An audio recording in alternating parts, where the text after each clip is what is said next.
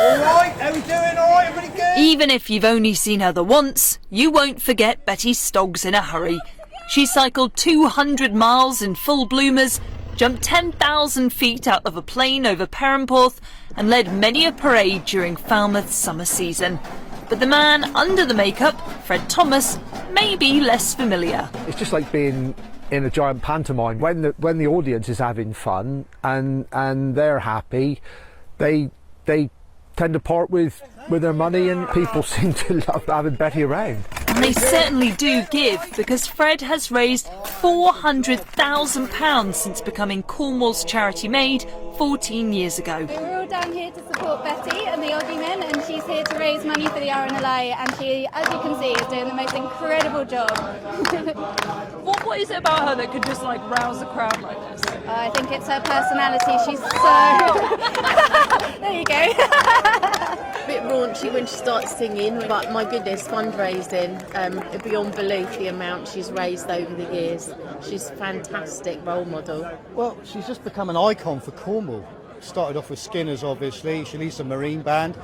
She's just become very well known, very popular. It's just something that's worked. She started it to just do it for 12 weeks, and 15 years later she's still doing it. I think Betty's just inspirational, and it rubs off on other people and they want to help.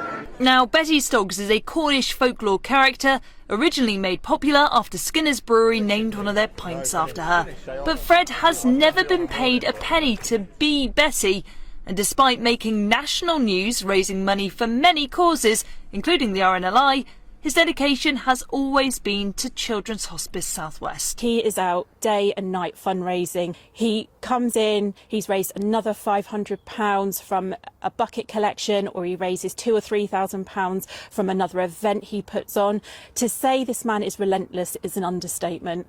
What he does for Children's Hospice South West, we are in awe of. It costs £11 million a year to fund their 3 hospices, and this sensory garden is just one of the ways they bring joy to families with children who have life-limiting conditions.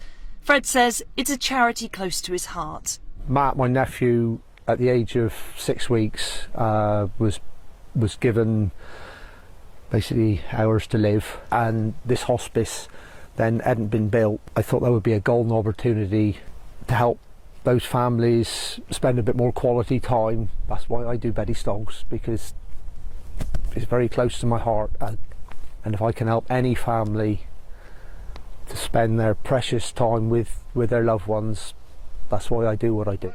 Matthew is now 22 and cannot believe how much of an icon his uncle has become. Fred's always it introduced me to people to go like this, look, you're the reason why I do it. It's a character, but it's also Fred himself. It's the way he communicates with people, and he just has a way of making people give to the charity.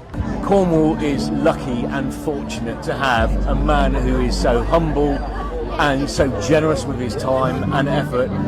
He should be sainted. We just think the world of him and everything he does.